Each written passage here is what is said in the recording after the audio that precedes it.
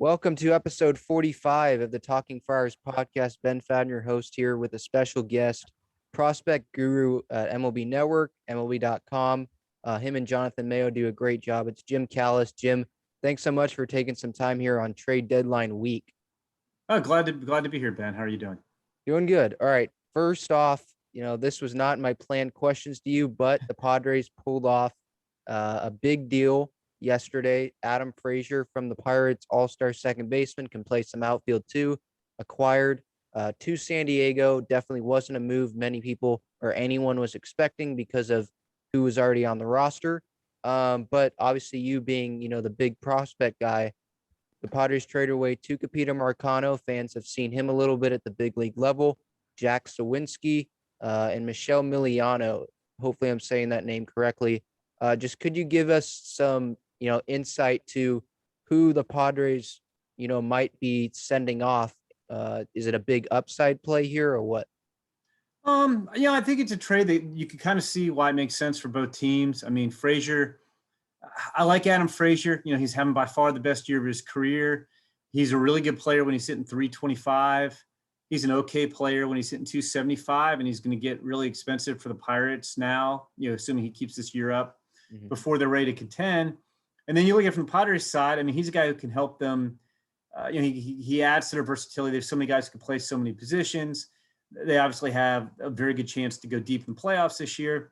And I don't think any of the guys they gave up, while they're all interesting prospects, none of them are a big part of their future. I mean, we've seen, even when they've gone out and they made the Blake Snell trade, the Yu Darvish trade, and going back to last year, the Clevenger trade, the Padres and AJ Preller, for the most part, have held on to prospects who I think they've figured out, like, these are to be the guys that we build around. They haven't traded C.J. Abrams. They haven't traded Mackenzie Gore, even though he struggled some. They did trade Patino. He's probably the one exception to the rule. But the three guys they gave up in this, Marcano is the best prospect in the deal. And we saw him a little bit in San Diego earlier in the year. Honestly, I think it's fair to say that he was probably not ready. That was more an injury need than hey, Marcano's ready, because he really didn't have much experience when they called him up. But he's a guy who's got really good bat-to-ball skills. I think there's some sneaky power in there. He can play a variety of positions. He's got solid speed. So he's useful. But again, I mean, if you look at long-term with the Padres, I mean, they have so many infielders as it is anyway. So I think it was kind of easy to part with him. They have a number of guys who can, do a lot of the things he can do. Jack Sawinski is interesting. He was a 15th round pick a couple of years ago. I'm based in Chicago, so he wasn't too far away from me. And he wasn't one of those consensus, hey, everybody's on this guy. I mean, people knew who he was, but the Padres got a deal done with him in the 15th round. And, he's having a nice year. He's got 15 homers in Double-A, and there's some left-handed power there, but he's a corner guy. He's not a, top prospect. I think when we have not re-ranked our prospect list yet. We're waiting until after the trade deadline and after the signing deadline with the draft moving this year. But, I think he would have snuck into the second half of our Padres list, but he wasn't a top guy. And then, Miliano, I mean, he's more that lottery ticket third guy in the deal. I mean, he can, on the right day, show you a plus fastball and a plus curveball, but he really never has thrown a lot of strikes, and he's purely a reliever. So, I don't think Frazier, is – Frazier's not, going to be the level of impact of like a Tatis or a Machado or anything like that. But he's a guy who can play a number of positions. He makes them stronger. And I don't think they really gave up much that they're going to miss long-term. They have better players than the guys they gave up. Mm-hmm. Now, there's reports out, kind of this morning, Ken Rosenthal, Dennis Lin reporting about how Eric Hosmer has been in some discussions for trade talks. Trying to the Padres trading some of his contract to get, under the luxury tax and, be able to have more room to make moves. I'm curious your thoughts on that and what you think the Padres would even be able to get there when probably a big, focus on that is just money, just trying to get some of that contract off of their books now that they have Frazier and they can move Cronenworth to first. And they have Profar who can play first. There's just other options that are cheaper. Yeah, I mean, to be honest, if they trade Hosmer, I think it would be more, like you said, trying to get rid of his salary than really trying to get something back in return. I don't know that you'd really get, like, when you factor in the contract, and I know it's front loaded, but he's still not particularly cheap. And I mean, Hosmer's always been kind of a strange guy to figure out. You know what I mean? He's hitting 266. I'm just looking at the numbers here with 8 homers. He's basically been a league average guy as a 31-year-old first baseman. So I don't even think that you would, if the Padres trade him, it would be so much about what they're getting in return. It would be what are they going to have to give up with Hosmer to get somebody to take that contract? Because I just don't see how he moves the needle for a contender. Like even if you looked at, say, just off the top of my head, the Red Sox could use a left-handed hitting first baseman. But I mean, Eric Hosmer, is a league average guy. He's maybe he'd be better in Fenway, but and I'm looking here at his contract. I'm just trying to call it up here on my computer while we talk, Ben. But like I think it's 20 million this year, 20 next year, and then 13 the next 3 years. So I mean, like 21 million doesn't break the bank this year next, but like he's not playing anywhere near that kind of player. And, so they probably, you're looking at that's like about $67 million of obligations. And even though it's spread over the next, 4+ years, he's not producing like that. So I think it would be more a case for somebody to take Hosmer, or if they were going to get rid of Hosmer, my guess is they'd have to package him with a prospect or take on somebody else's unwanted contract in return. So I don't think if they trade him, I wouldn't imagine they're going to get a major piece back. Right. Okay. Moving on to the draft here that just, ended. What can you tell us about Jackson Merrill and James Wood, their first 2 picks? Yeah, they, 2 high school players there. Look, I mean, it's been no secret, going back to when AJ was playing a large role with the Rangers. Like he's happy, to gamble on upside, and I think that's what he did here with these guys. Merrill's a guy who had a lot of helium as the draft approached. He's an offensive minded, left-handed hitting infielder. I think he's got a chance to hit for average, hit for power. Maybe he has a chance to stay at shortstop. Might be more of a third baseman or second baseman because he's not like the typical runner. You have those positions, but there were a lot of teams interested in him. I know the Yankees considered him at pick number 20. So this wasn't even though he wasn't ranked high, I don't think by any of the media publications, that wasn't maybe as big of a reach as I might have seen. And then James Wood is all about ceiling. I mean, he's 6'7", 240, plus runner, plus power potential, plus arm strength. He had a bad spring at the plate. And if he didn't, he wouldn't have been there with the 62nd pick in the draft. And, I think with those 2 guys taking high school bats, and especially gambling on a guy like Wood, who didn't have a good year but has huge upside, that's the Padres have shown. And look, they've made a lot of trades and promoted a lot of guys. So the farm system isn't the very best in baseball anymore. But I think the Padres feel pretty good about their ability to go out and find prospects. They can take gambles. They'll gamble on upside. They can develop guys. They do well internationally. They do well in trades. And I think, like they're not afraid to swing for the fences when it comes to the draft. What is the likelihood of third-round pick Kevin Kopps reaching the big leagues this year, or is next year more of the possibility for him? Yeah, I think this year's kind of a stretch. I mean, Garrett Crochet kind of spoiled everybody last year, but before Crochet, it had been 6 years before anybody had done that. And Kopps pitched a lot of innings this year. I think he pitched about 90 innings. He had a great year at Arkansas. Led NCAA Division I in ERA and WHIP, won 12 games, saved 11, 131, 18 strikeout to walk ratio in 90 innings. Like I said, the Golden Spikes Award winner. He's an older guy. Yeah, I think, and we'll see where these guys get assigned. Like maybe you send him out, to high A to start his career as a reliever. His big pitch, he relies awful lot on he's got a mid-80s slider cutter that he throws a ton, and see how that plays in pro ball. If it succeeds in high A, maybe you put him in double A, and then you go from there and he has a shot. But he also pitched 90 innings this year, which is by far the most he's ever pitched. So I wouldn't be surprised if he's a little tired. So I'd be kind of surprised if we saw him in San Diego this year. Okay. And then moving to Mackenzie Gore, he's obviously was, the top pitching prospect in the game. Is he still? I think he slid down, right? Yeah, we haven't updated our list yet, but yeah, I wouldn't say he's a top pitching prospect in the game anymore. I mean, I think he still has the potential to return to that, but for whatever reason, it seems like he's fallen into a little bit of a mechanical funk. It happened last year. They called up other guys. Ryan Weathers was one of them, and Patino was up, but not Gore. and he's continued to kind of battle that this year. So, I think he's still trying to figure some things out. But I mean, the upside's still there. I mean, you're talking about a lefty who's got the potential for 3+ pitches and a lot of strikes. He's just kind of fighting it mechanically. I mean, I guess it's better than being hurt, but he just has not bet himself in terms of being able to repeat his pitches like he did in the past.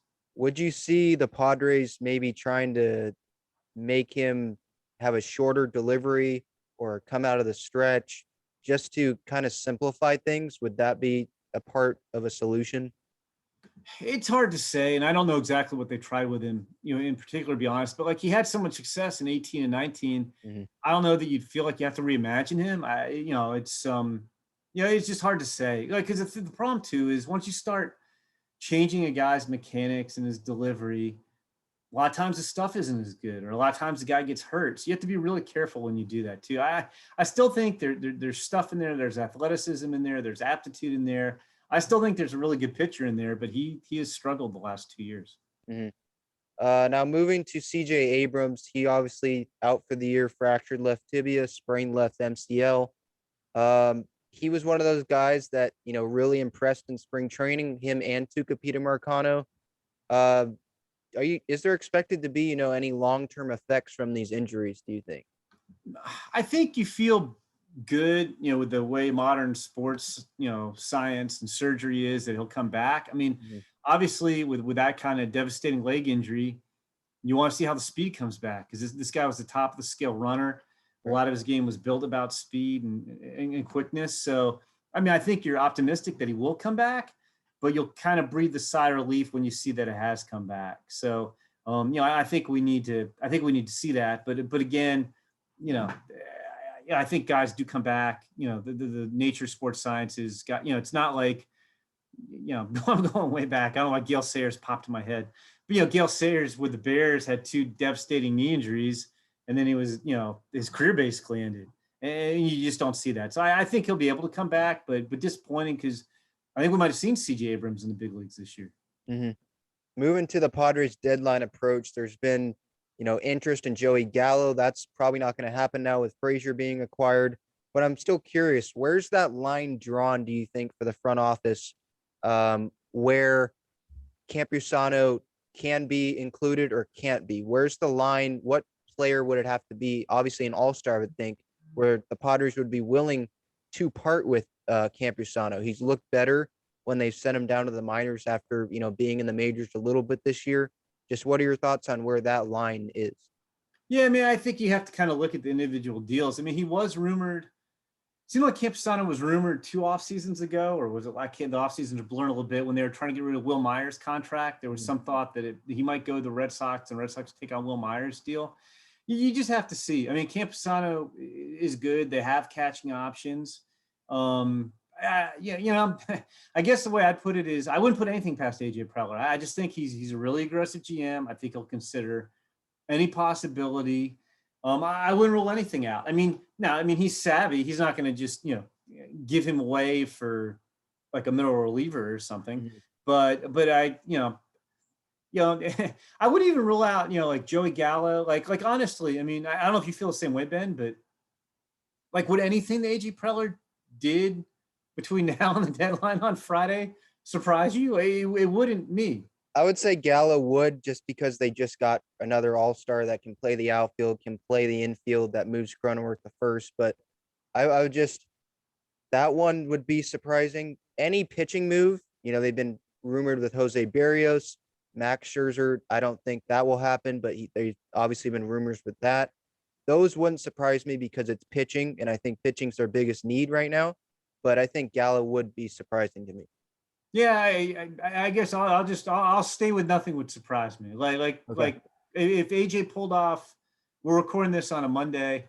If AJ pulled off like 3 blockbusters in the next 4 days, it wouldn't surprise me. Right. Yeah.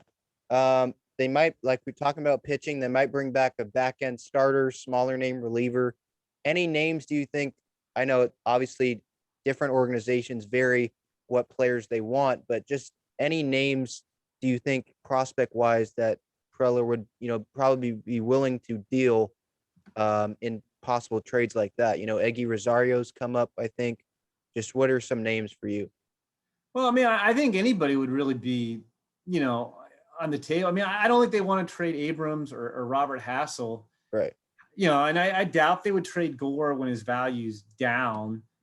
But like again, none of it would really surprise me. Like, they continue to develop prospects.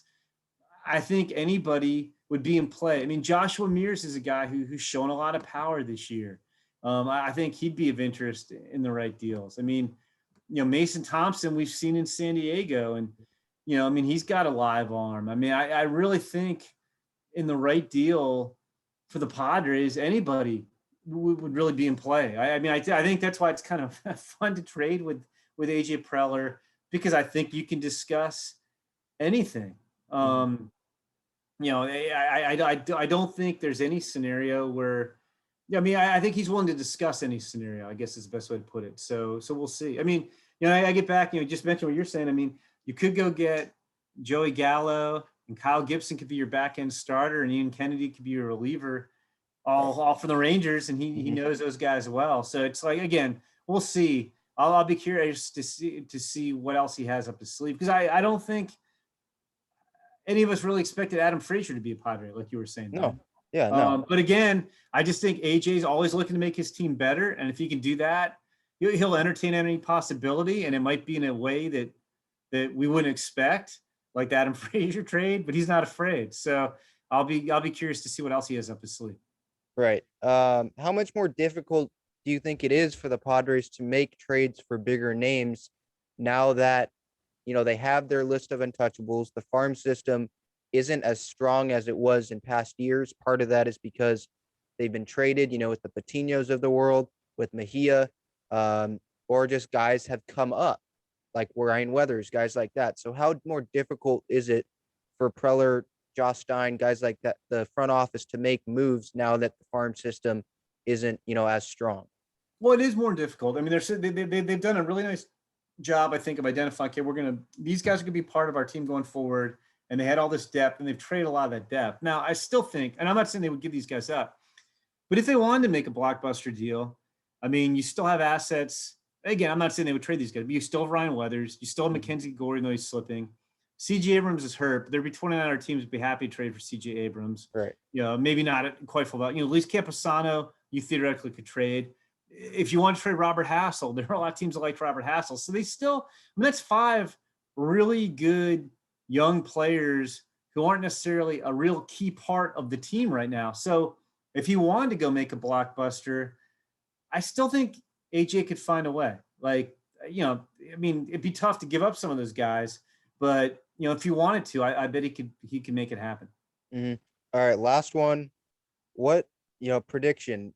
I know that the trade deadline with AJ Preller, it's like impossible to predict, but a pitcher, a reliever starter, who do you think that the Padres, a good chance of them ending up with by the end of this week? Whew. I don't know. Like you said, I mean, AJ probably has deals, like potential deals in the works that we wouldn't even think were possible. I don't know. I mean, I guess I maybe see more of a smaller deal where maybe they, again, I can't lose sight of that Rangers ties with AJ. Maybe they go get like Kyle Gibson and Ian Kennedy from the Rangers, and and it doesn't cost them a blue chip guy, but it adds depth, and they can trade some of their minor league depth. So I keep coming back to the Rangers for another trade for the Padres. Mm-hmm. Yeah, I agree with that. Thank you so much, Jim. This has been episode 45 of the Talking Friars podcast. Ben Fadden, Jim Callis, special guest. Thank you again for taking the time to talk. I know you're busy on trade deadline week, and we'll catch up later down the road. Thanks, Ben. It was great talking to you.